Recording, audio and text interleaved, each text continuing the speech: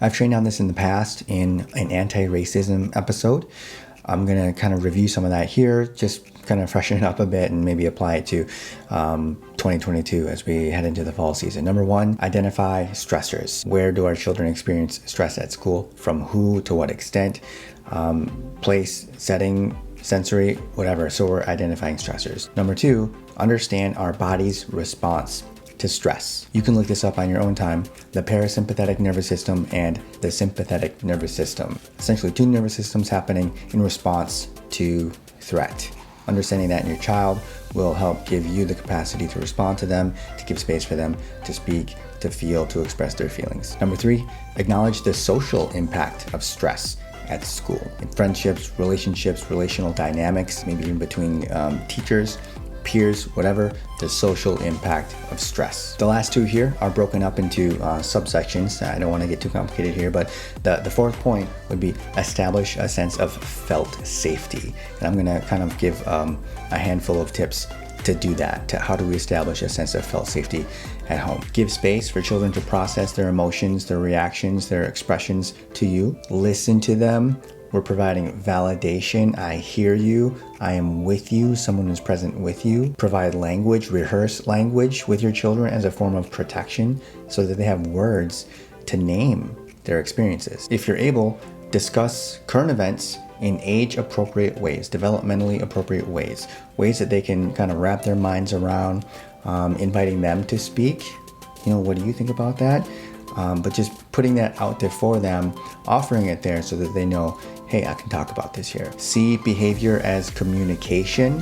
Hey, what's going on here? What's the meaning behind this particular action that they just did? What are they trying to tell me, either with their body or their nonverbals? What are they communicating? Utilize playtime and the arts for expression. Narrate your own process aloud as you're thinking and feeling so that they can kind of hear what's going on inside of you, and you're modeling that for them. You're showing the example. Finally, model adaptive responses to threat.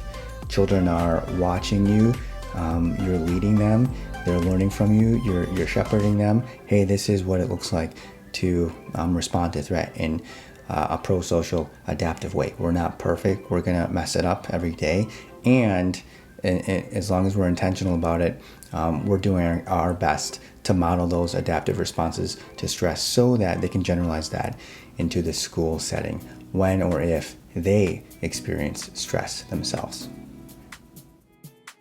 And the fifth idea in our line of main points here is, so the fourth one was establish a sense of felt safety. So like, I feel safe. The fifth one is work for and advocate for actual safety. If there's actual threat at school, we want to remove the barriers to their actual safety and whatever that might mean for you all. So you can do your own research about what anti-bias, anti-racism work looks like at your school and just what it means in general. We want to find out how to apply that with your communications with teachers, with administrators. How do you advocate? How do you get involved and try to be participate in the way that policies are informed and applied? Another way to work for and advocate for like actual safety in school is to interrupt racist jokes, whether it's with fellow parents at an outing or at a game or walking by. Being willing to say something and interrupt. Maybe it's something about adoption or real family, whatever that is, that you're using your reach in the context of the relationships that you have where people trust you and even people that you're meeting new, right? But we want to interrupt, be willing to take action and say something when someone says something that isn't right. Acknowledge how power and privilege might play a role at school, and maybe someone isn't getting access to resources or they're being treated unfairly. And so we're trying to remove those barriers to actual safety.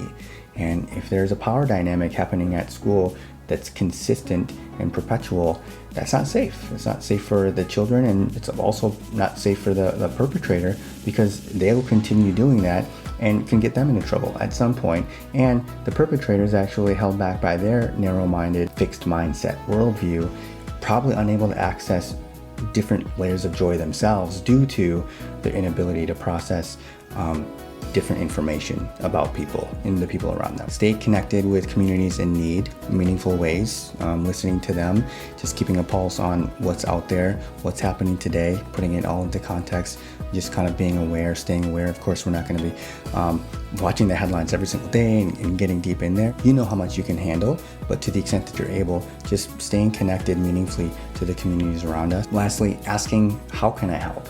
And that might mean asking your child, how can I help? Or just because of your connection to the community, just listening to other communities. A lot of people are out there advocating online, saying this is what we need right now. Thank you so much for taking time to listen to this, and more importantly, thank you so much for caring. How can we make the world a better place for our children together? You know, the next generation, for our neighbors, for all of us as a collective people. Standing with you in our work together. Have an awesome day. See you soon.